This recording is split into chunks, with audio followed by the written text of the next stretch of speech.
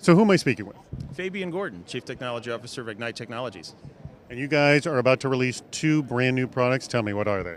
Yeah, actually it's pretty exciting. There's two new products we're about to release. One is a product called Ignite Live, which is basically a live-only version of our full-fledged CDS product. It allows customers who need to do live events only and sporadically to sign up, get a very lightweight plug-in based architecture so that there's no installation of a client or any of that other type of software that we need to install for our full-fledged product, but can do live events to the enterprise in a very large scale with very many thousands of users at once.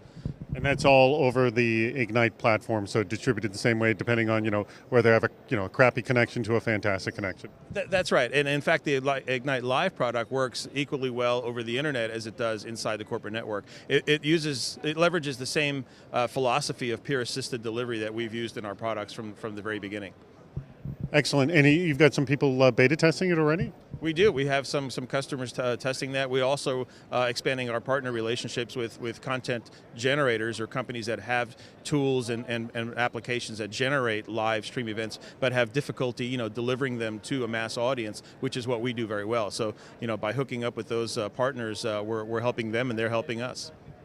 So have you learned anything at the very early stages? The whole point of beta test is to learn and tweak and to improve. What have you learned at this early stage with the live product? Well, what you learn with live is of course anything that is live. You're flying without a net. Bad things happen, you have to recover from them, or the user experience is a very negative one.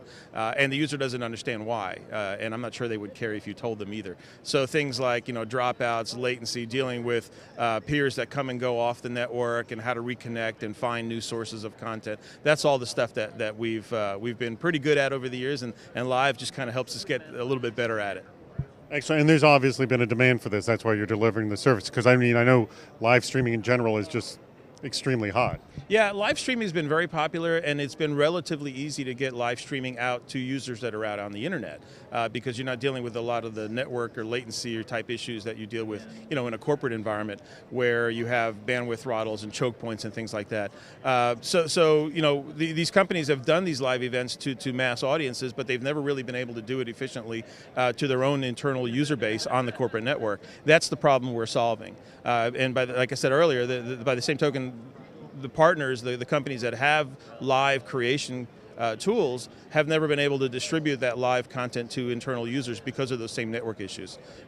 I spoke to the founder of BitTorrent about how they were actually using BitTorrent to do live streaming. He said this is a much more complicated issue because when you're sending live video, latency is a top concern.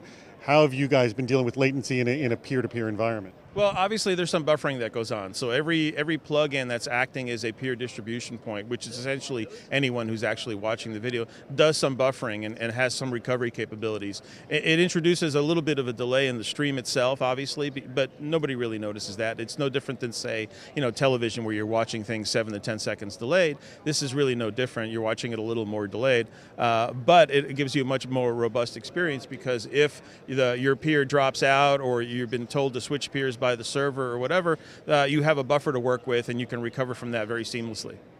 And a lot of people don't know this, that TiVo actually has a buffer in it, and I am reminded about that every time I'm watching a sporting event and I hear people cheering in buildings next to me just moments before a touchdown happened. Yeah, I see that a lot. I've seen that where I'll be watching the same event live stream and or on my DVR, which is also running a delay buffer, and it's the same thing. If I miss something on the live stream, I can always turn around and watch it on the TV because it'll be 5-6 seconds late.